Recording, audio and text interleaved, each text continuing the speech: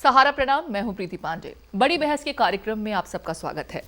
मोदी का mission America 2021 में 7वीं बार US के दौरे पर पहुंचे पीएम मोदी की 24 सितंबर को अमेरिकी प्रेसिडेंट बाइडेन के साथ पहली द्विपक्षीय बैठक। मुद्दे कई हैं, लेकिन आतंकवाद, चीन और पाकिस्तान पर लगाम, आपसी व्यापार, कोरोना वैक्सीन नीति के अलावा भी कई ऐसे पहलू हैं जो भारत और अमेरिका के आपसी संबंधों को मजबूत करने के लिए बहुत जरूरी हैं। पिछले 2 दशक से भारत और अमेरिका में रिश्ते मजबूत हुए हैं और उसकी एक वजह चीन भी है। चीन की बढ़ती सैन्य ताकत को रोकने और हिंद प्रशांत क्षेत्र में शांति स्थिरता बनाए रखने के लिए अमेरिका को भारत जैसे साथी की ही जरूरत है। दरअसल चीन अगर भारत की दुखती रग है तो अमेरिका के लिए भी बड़ी चुनौती बन रहा है।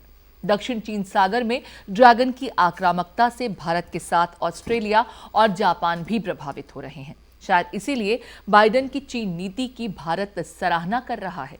जहां ताइवान, तिब्बत और हांगकांग की आवाजों को अमेरिका समर्थन दे रहा है, तो भारत अपनी सीमाई विवाद को लेकर चीन के निशाने पर है।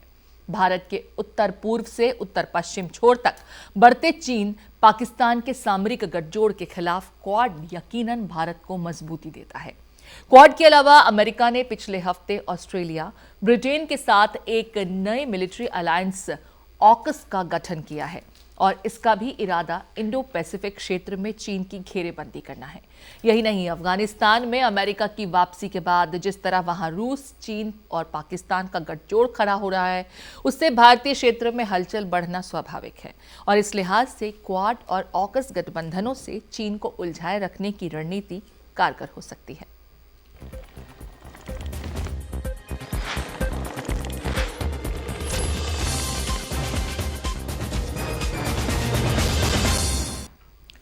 क्वाड समूह में होने के बाद भी भारत को चीन के साथ सीमा विवाद पर भी गतिरोध को दूर करना है, जो क्वाड से बाहर का विषय है।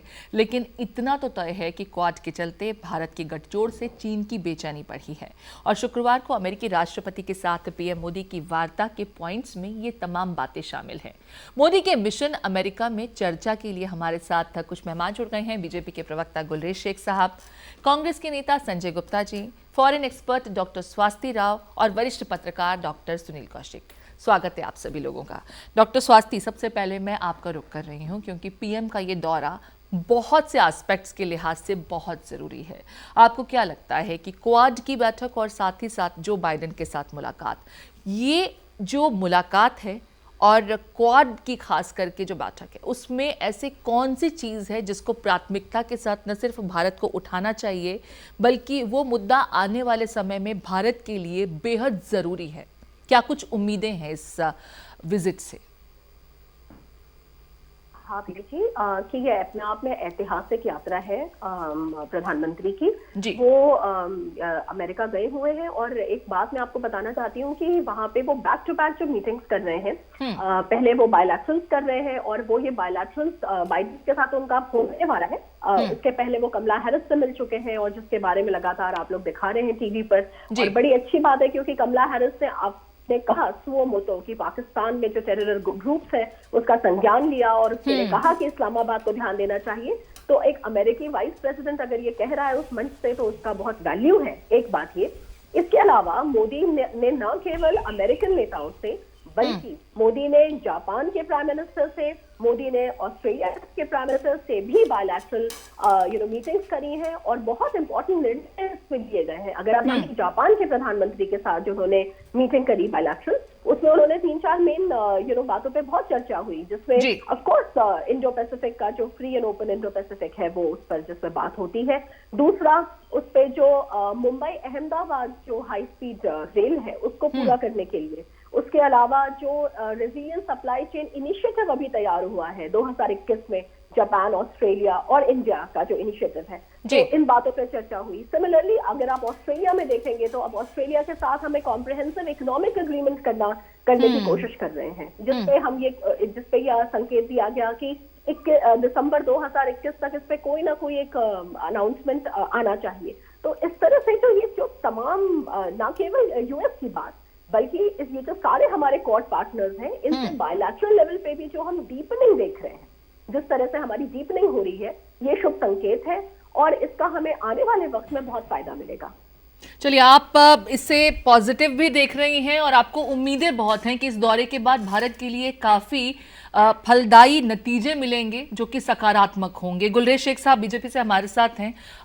गुलरेज साहब, यहाँ पर समझना चाहते हैं पीएम के दौरे को लेकर के, जहां पर कुछ उम्मीदें जताई जा रही हैं, खास करके अफगानिस्तान में हालिया दिनों में जो स्थितियां पनपी हैं उसके बाद से भारत के लिए चिंता की लकीरें बढ़ गई थीं, लेकिन इस दौरे के बाद उम्मीद जताई जा रही है कि उस दिशा में भी कुछ कारगर नतीजे निकलेंगे, कुछ ऐसे डिसीजन लिए जाएंगे जो आने वाले समय में भारत के लिए कम से कम स्थितियां बेहतर बनाने के लिए सहायक होंगे। आप लोग किस तरीके से देख रहे हैं? हालांकि विपक्ष अभी भी सवाल कर रहा है कि चीन को लेकर के पीएम कुछ नहीं कहते हैं, चीन से डरते हैं पीएम। इस तरह की टिप्पणियां भी की गई राहुल गांधी द्वारा। देखिए प्रीति, मैं पॉलिटिक्स से ज्यादा, आप जानते हैं कि मैं पॉलिटिक्स और डिफेंस साइंसेस का स्टूडेंट हूँ। मैं उस पेशे नजर से भी बातों को करता हूँ और देखता हूँ।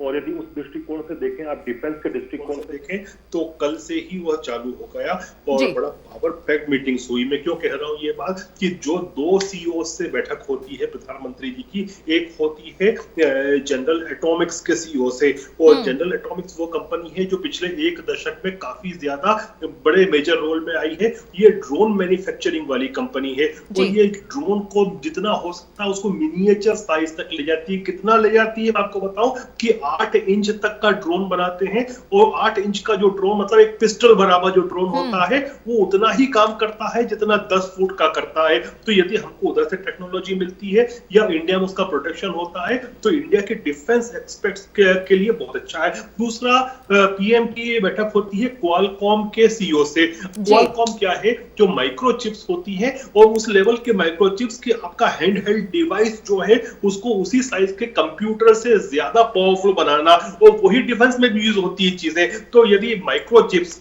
और चाइना माइक्रोचिप्स में बहुत पीछे है, ताइवान काफी आगे है, तो यदि भारत में माइक्रोचिप्स की मैन्युफैक्चरिंग आती है तो ये बहुत गेम चेंजर हो सकता है डिफेंस के एस्पेक्ट में। अब बात करें हम कमला हैरिस से जो बात हुई, उसके बाद सुगा साहब से भी हुई, फिर ऑस्ट्रेलियन पीएम से भी हुई और जो बाइडेन से भी हुई।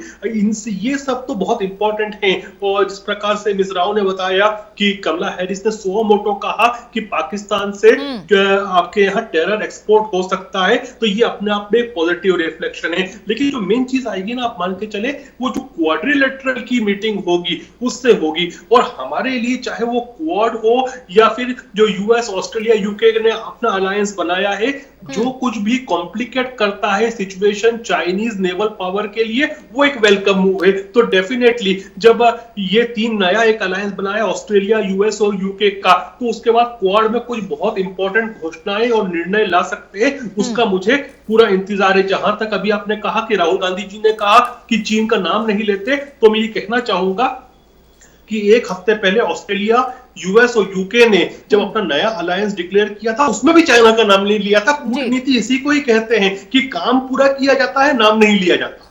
चलिए संजय जी, यहाँ पर आपने जवाब भी सुन लिया है और राहुल गांधी ने ये प्रश्न किया था ट्विटर के जरिए, 56 इंच का जिक्र किया था और उसके बाद कहा था कि 56 इंच की बात तो की जाती है लेकिन ये 56 इंच चीन से डरता है। उसका जवाब उन्होंने दे दिया कि जो एक अलायंस तैयार किया गया, अलायंस बना, जो मुद्दा है उसको टारगेट भी किया जा रहा है, बावजूद इसके उसका नाम भी नहीं लिया जा रहा। यानी कि दुश्मन को जब गुड़ दे करके मारा जा सकता है तो जहर की आवश्यकता क्या है?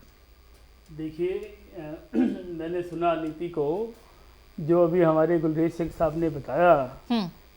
देखिए, जो हमारे देश का स्टैंड है, जिस तरह की विदेश नीति आज के दिनों में चल रही है, इन दिनों के अंदर, मैं तो कहूँगा अपनी तरफ से कि सबसे कमज़ोर विदेश नीति अगर कहीं दिख रही है तो इन दिनों के अंदर दिख रही है। अफगानिस्तान के अंदर किस तरह से पूरे विश्व के अंदर हमें अलग थलग कर दिया गया, हमारी को कहीं स्थान नहीं मिला। और अमेरिका की बात करें तो अमेरिका ने ही जो उसके अंदर बात करने का एक जरिया था, उसके अंदर से हमें बाहर रखा।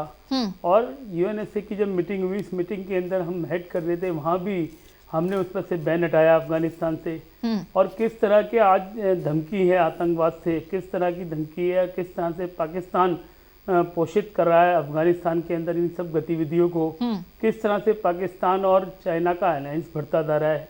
और हम आसपास के अंदर देखें पड़ोसी, तो श्रीलंका के अंदर चाइना बढ़ रहा है, बांग्लादेश के अंदर बढ़ रहा है, नेपाल के अंदर उनकी गतिविधियां बढ़ रही हैं। और गुलरेज शेख साहब बड़ी अच्छी तारीफ के विषय शब्द कह रहे हैं, तो देखिए हम मजबूर हैं, हमें सुनना ही पड़ेगा, क्योंकि अगर हमने इस बात के ऊपर अगर प्रश्न उठाया तो सबसे आसान है ये कह देंगे कि देशद्रोही हैं। बचा कि आपने प्रश्न तो फिर भी उठा दिया। मैं उसके अंदर उस रूप में आक्रामकता के साथ नहीं कहना चाहता, मैंने केवल विषय बात चर्चा रखी है। देखिए चर्चा करना तो है ना। अच्छा ये बताइए, प्रधानमंत्री का दौरा, कि ये तो जो विरोधी हैं, प्रधानमंत्री का दौरा सुन लीजिए ना, प्रधानमंत्री का दौरा तमाम देशों के रिप्रेजेंटेटिव्स के साथ में उनकी बहुत फ्रूटफुल टॉक्स हो रही हैं, और खास करके अगर पाकिस्तान की बात की जाए, जिस अमेरिका को आप कह रहे हैं कि आतंकवाद को बढ़ावा देने में या फिर अफगानिस्तान को बढ़ावा देने में अमेरिका का योगदान सबसे ज्यादा रहा और भारत को अलग थलग कर दिया, लेकिन जब कमला हैरिस के साथ मुलाकात होती है तो सर आपने भी सुना होगा, उन्होंने खुद सुओ मोटो लेते हुए इस बात को कहा था कि पाकिस्तान में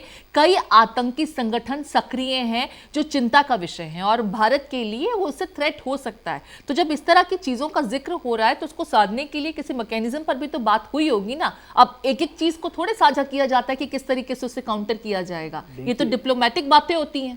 प्रीति जी आपकी बात से मैं सहमत हूँ, बिल्कुल मैं आपकी बात को काटना नहीं चाहता, मगर मैं एक प्रश्न उठा रहा हूँ क्योंकि भारत के अंदर प्रमुख विपक्षी पार्टी की तरफ से मैं चर्चा कर रहा हूँ तो मुझे उसके अंदर बात रखनी चाहिए। मैं प्रश्न उठा रहा हूँ कि किसी ने कहा था कि action speaks louder than words. हमें बहुत सारी बातें हम सुनते हैं, चर्चा हमें सुनने को मिलती है, हासिल क्या?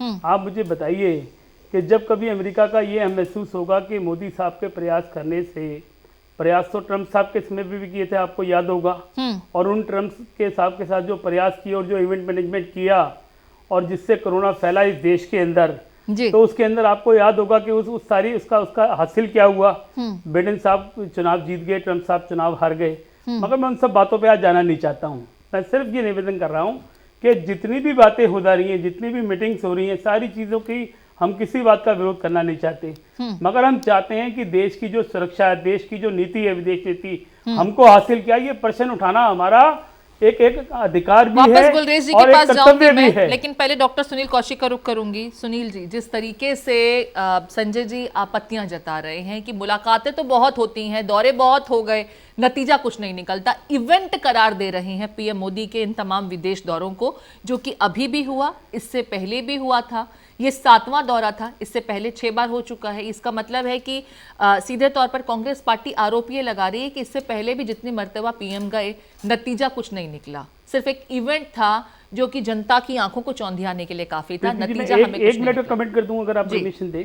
देखिए इवेंट मैंने इसलिए कहा कि चाहे वो अमेरिका के अंदर इवेंट रहा हो, मोदी मोदी मोदी मोदी, और चाहे यहाँ पे ट्रंप नमस्ते ट्रंप किया गया जी, मुझे ये बताइए भारत को हासिल हुआ क्या?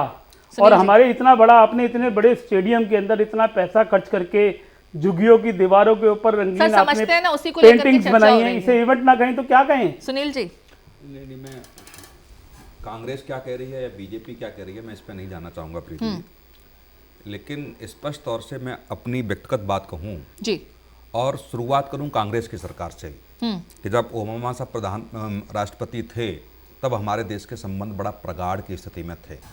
उसके बाद मोदी जी को भी उनके साथ काम करने को मिला, ट्रंप के साथ तो ये तीसरे राष्ट्रपति हैं जहां मोदी जी को काम करने का मौका मिल रहा है।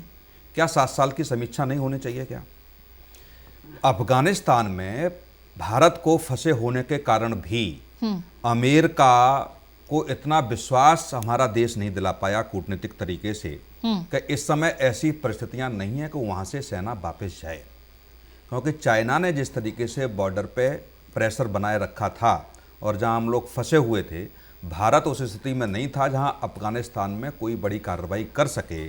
तो क्या अमेरिका आंख बंद करके या एक मित्र होने के नाते आप कहें तो ऐसी परिस्थिति में छोड़ जाना क्या विश्वसनीय होगा? 7 साल में आप अमेरिका को इतना भरोसा नहीं दिला पाए या अमेरिका आपको इतना अच्छा मित्र नहीं बना पाया कि अफगानिस्तान वाले प्रकरण में आपके कंधे से कंधा मिला के आपके साथ होता। आपकी इकोनॉमी भी वहां फंसी। ये अमेरिका भी जानता है, सारे देश भी जानते हैं कि आतंकवाद कहां से पनपता है, और उस आतंकवाद को खत्म करने के लिए अमेरिका ने 20 साल लगा दिए पर खत्म नहीं कर पाया अमेरिका। तो क्या भारत के ऊपर ये जिम्मेदारी छोड़ के ऐसी परिस्थिति में फंसा के क्या मित्र कोई जा सकता है? ये सरकार को समझना पड़ेगा। दूसरी बात, चाइना ने जो प्रेशर बनाया, आज अमेरिका के राष्ट्रपति कह रहे हैं कि हम शीत युद्ध नहीं चाहते। वही अमेरिका के राष्ट्रपति चाइना के राष्ट्रपति से 40 मिनट फोन पर बात करते हैं। तो कौन से कूटनीतिक तरीके की बात कर रहे हैं आप? आप खुल के किसी देश के साथ नहीं आ सकते जो इस परिस्थिति में है। आज की म्यांमार में क्या हुआ देखा, एक छोटे से देश पे आप कार्रवाई नहीं कर पाए जहां तख्ता पलट हो गया। नेपाल ने हमारे साथ क्या किया। ये छोटी छोटी चीजें हो सकती हैं, लेकिन अमेरिका को ये देखना चाहिए था कि आज किस परिस्थिति में हम वहां से सेना वापस कर रहे हैं। अमेरिका चलिए, अफगानिस्तान के फ्रंट पर तो आप ये कहते हैं कि अमेरिका ने ना तो हमें कॉन्फिडेंस में लिया और ना ही हमें जरूरी समझा कि कॉन्फिडेंस में लेकर के अपने किसी भी एक्शन को प्लान करता ताकि हमें कम से कम डैमेज पहुंचता। ये बात तो समझ में आती है। नहीं प्रीति, ऐसा नहीं, ऐसा भी नहीं है जी। अपना देश गिड़गिड़ाया, मैं बड़ा स्पष्ट शब्दों में कह दूं। और जब बंटू बंद बात होती है तो ये मुद्दे भारत ने रखे, लेकिन उस देश ने बिल्कुल सिरे से खारिज कर दिया। ये हमें समझना पड़ेगा। रूस जैसा अच्छा मित्र हमारा, वो आज हमारे साथ नहीं है। ये भी हमारी सरकार को समझना पड़ेगा कि आज वो किन के साथ रूस खड़ा हुआ है। आज तालिबान से वार्ता हो रही है इन देशों की, उसमें हमको न्योता तक नहीं दिया जा रहा है। ये बेइज्जती है। ये अब देश कुछ भी कहे, सरकार कुछ भी कहे। चलिए गुलरेज जी, और एक सेकंड में और लूंगा आपकी। आप ये बताइए, क्या जो मैं विदेश मंत्री पर सवाल नहीं उठा रहा, जो विदेश मंत्री की बागडोर जिस सरकार ने दी है, जो ब्यूरोक्रेसी के रहते हुए कभी जहां अधिकारी के लेवल से वहां से बात की हो, क्या वो अधिकारी रहते हुए, विदेश मंत्री रहते हुए आंखों में आंख डाल के नेताओं से बात कर सकता है? क्या वो लीडरशिप उस विदेश मंत्री में हो सकती है क्या, कि जो नुमाइंदे पॉलिटिकल लोगों में होता है? यह सबसे पहले देखना होगा कि हम उत्तरदायित्व किनको सौंप रहे हैं। ड्राफ्टिंग में विदेश मंत्री बहुत अच्छे हो सकते हैं, कूटनीतिक रणनीति बनाने में बहुत अच्छे हो सकते हैं। जब टेबल टू टेबल पॉलिटिकल बातें होती हैं आंखों में आंख डालने की, तो मुझे लगता है कि हमारे विदेश मंत्री में इतनी हैसियत भी नहीं है, इतनी ताकत भी नहीं है कि वहां के नेताओं में नाराजगी बहुत है। और खास करके इंटरनेशनल प्लेटफॉर्म पर जिस तरीके की भारत की स्थिति हालिया दिनों में देखी गई, फिर चाहे वो चीन का मुद्दा हो या फिर पाकिस्तान का या फिर अब अफगानिस्तान के साथ में पनपे हुए हालात, विपक्ष भी आरोप लगा रहा है, राजनीतिक जानकार भी आरोप लगा रहे हैं कि हमारी जो इंटरनेशनल रिलेशन से संबंधित पॉलिसीज़ हैं, जो फॉरेन पॉलिसीज़ हैं, वो उतनी कारगर साबित नहीं हुई। कम से कम इन दौरों के जरिए हम इसको तो साधने का प्रयास करते हैं। हालांकि आप अच्छी अच्छी बातें गिना रहे थे, लेकिन ये जो कड़वे सवाल हैं, इसका जवाब भी मैं चाहूंगी कि आप दें। मैं बिल्कुल दूंगा जवाब में। और मुझे लगता है कि स्वास्थ्य की मेरी बात को ज्यादा अच्छी तरह समझ पाएंगी, क्योंकि वो पढ़ती हैं फॉरेन पॉलिसी को, और मैं जानता हूँ इस बात को। देखिए, जहां तक भारत की विषय है, भारत के लिए अफगानिस्तान समस्या नहीं है। समस्या पहले भी थी, आज भी है और कल भी वही रहेगी, जिसका नाम पाकिस्तान है। क्योंकि हमारे यहाँ जो भी इंसर्जेंसी होती है वो डायरेक्टली कभी अफगानिस्तान से नहीं हुई है, वो वाया पाकिस्तान होती है। तो जो भी ठीक करने की आवश्यकता है वो उस वेस्टर्न फ्रंट पर है, ना कि अफगान फ्रंट पर। जहां तक अफगान फ्रंट की बात है, ये बात सब जानते हैं कि यदि भारत अपने सोल्जर्स को भेजने को तैयार हो जाता अफगानिस्तान में, तो फिर अपने हमारे हिसाब से सब चीजें होती, हमको इक्विपमेंट में मिलता, सब कुछ होता। लेकिन क्या आप बताएं कि मेरे सहित कोई भी इस चीज के लिए तैयार नहीं था कि जिसको ग्रेवयार्ड ऑफ एम्पायर्स कहते हैं, वहां पर अमेरिका की जंग लड़ने के लिए भारत का कोई भी सैनिक जाए और वापस से बॉडी बैग्स आए, जैसे अमेरिका जा रहे थे या यूरोप जा रहे थे। तो आप इस पृष्ठभूमि को समझिए। लेकिन जो कहते हैं कि भारत अलग थलग पड़ गया, तो उनको ये भी समझना चाहिए कि एक साथ आप बताइए ऐसा कब हुआ कि MI6 के हेड, CIA के हेड और रशिया के जो जिनको सिक्योरिटी जार माना जाता है, वो एक साथ नई दिल्ली में एक ही दिन में थे। वो किस लिए थे? ताकि भारत को अपने लूप में ले सके और भारत के साथ डिस्कस कर सके। दूसरी बात, अभी हम चाइना की बात कर रहे हैं। चाइना भी चाहता था कि तालिबान के ऊपर 180 डेज तक ट्रेवल बैन को हटा लिया जाए, लेकिन भारत ने, चूंकि भारत जो है UN की जो सैंक्शन कमेटी है उसका चेयरमैन भी है, तो भारत ने उसको ब्लॉक किया कि जो 90 डेज था उससे ज्यादा हम नहीं करेंगे, they have to go back to Afghanistan back again. तो आप ये सब चीज को देखते हैं, और आज के वर्तमान जो परिदृश्य है उसमें कोई भी देश इंक्लूडिंग अमेरिका भारत को इग्नोर नहीं कर सकता, क्योंकि यदि चीन से सबको खतरा है तो भारत ही एक पिवोट होता है उसमें, उस जंग में। और पिवोट बड़ी मिलिटराइज टर्म का उपयोग कर रहा हूं मैं, क्योंकि अगर चीन से आपको निपटना है, चीन की बराबरी भी करनी है, तो आपको एक हेफ्ट चाहिए, एक मिलिट्री हेफ्ट चाहिए, एक कंट्री का हेफ्ट चाहिए, जो भारत के अलावा पूरे इंडो पैसिफिक में रखने में कोई सक्षम नहीं है। तो आज के समय आप देखिए तो भारत सबसे महत्वपूर्ण देश है, और यहां तक कि भारत इतना महत्वपूर्ण है कि विद इन द वेस्ट भी यदि संपर्क करवाना है एक दूसरे को, तो उसके लिए भारत भारत की जरूरत है। गुरेज जी, आप जितना महत्वपूर्ण बता रहे हैं उतना महत्वपूर्ण तो हमें समझा नहीं गया।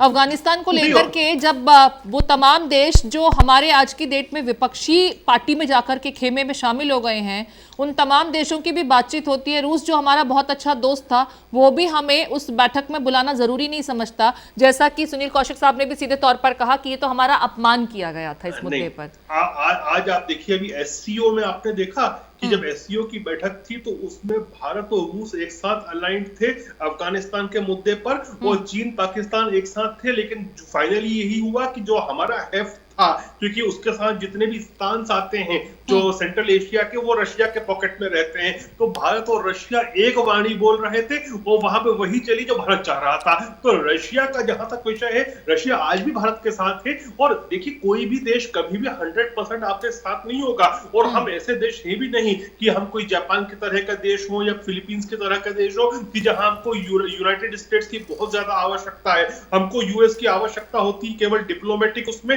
यूनाइटेड नेशंस में, और टेक्नोलॉजी के स्तर पर हमको यूएस के बूट्स ऑन ग्राउंड नहीं चाहिए।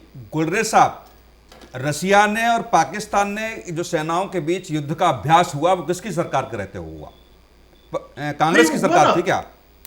देखिए, आप ये मत भूलिए। हाँ। देखिए, मैं इसके लिए खुले तौर पे, मैं तो हमेशा कहता हूँ, जो भी बात कहता हूँ हमेशा ओपन कहता हूँ, इसके लिए United states of America responsible है। जब अमेरिका ने सैंक्शंस लगा रखे हैं काट्सा एक्ट के तहत रशिया के ऊपर, तो रशिया चाइना पे बहुत डिपेंडेंट हो गया है, लेकिन उसके बावजूद भी रशिया की फॉरेन पॉलिसी अभी भी स्वतंत्र है। आपके विदेश मंत्री रशिया जाके जॉर्जिया जाएंगे? नहीं, जॉर्जिया जाएंगे?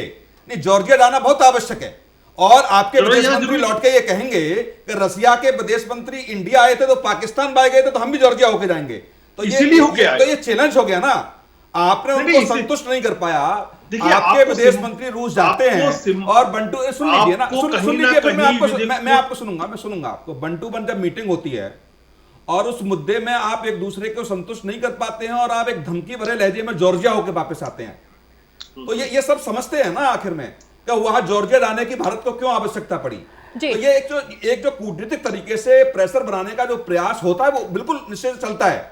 लेकिन ऐसी परिस्थिति में जहां अफगानिस्तान में हम लोग फंसे हुए हैं, अफगानिस्तान में रशिया चाइना के साथ है, और ऐसे दौरे में हमारे विदेश मंत्री जॉर्जिया होके आते हैं रूस की यात्रा करने के बाद, तो ये थोड़ा सा सवाल उठता है कि कूटनीतिक तरीके से कहीं ना कहीं सरकार। गुलरेज जी, इसका क्विक रिएक्शन चाहूंगी, उसके बाद में डॉक्टर स्वास्थ्य का रुख करूंगी जी। देखिए, अच्छा कूटनीतिक वही होता है जो संकेत में बहुत सारी चीजों के जवाब दे दे। हमको ये बात अच्छी नहीं लगी कि रशिया के जो फॉरेन मिनिस्टर थे वो दिल्ली के बाद इस्लामाबाद गए, भले कुछ ही घंटों के लिए गए हो, लेकिन गए। तो हमने वहीं पर उनको बता दिया कि जब आप ऐसा करेंगे तो फिर हम भी ऐसा करेंगे। वो उसके बाद उनकी अमेरिका के साथ क्यों नहीं किया आपने? अमेरिका के साथ क्यों नहीं किया आपने? अमेरिका के साथ क्यों नहीं किया आपने?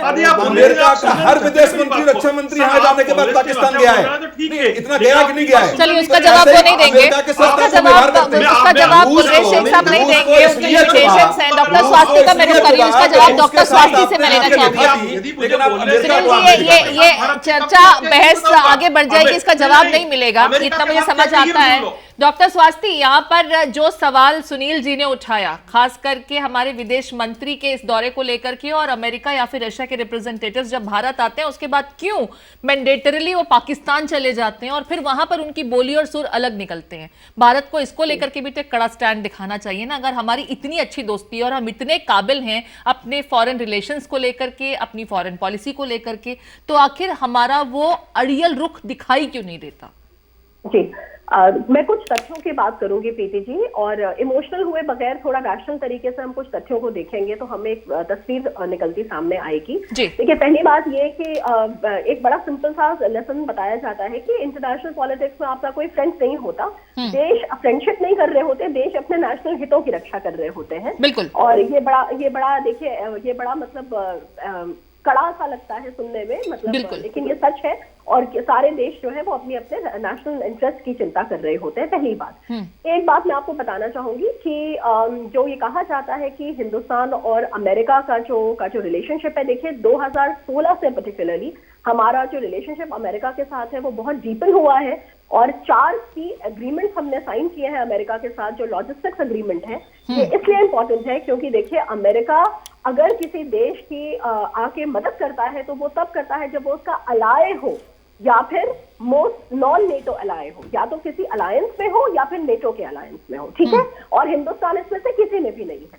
ओके, तो इसके बावजूद अगर LSA, कॉमकैसा, बेका और ISA, ये 4 हैं, ये बहुत की लॉजिस्टिकल एग्रीमेंट्स हैं जो साइन हुए हैं 2016 से 2020 के बीच अमेरिका और हिंदुस्तान के बीच में। ये एक इंपॉर्टेंट बात है। दूसरी बात रूस की जहां तक बात है, देखिए रूस के साथ भी जो हिंदुस्तान जो एक स्ट्रेटेजिक ऑटोनॉमी का पोस्चर लिए हुए हैं इंटरनेशनल डिप्लोमेसी में, उसका हिंदुस्तान को नुकसान उठाना पड़ता है, मैं इस बात से बिल्कुल सहमत हूं। पर उस बात का जहां पे फायदा मिलता है, जैसे हम रूस को देखें, देखिए हिंदुस्तान का एक आपने सुना होगा 2+2 मैकेनिज्म है।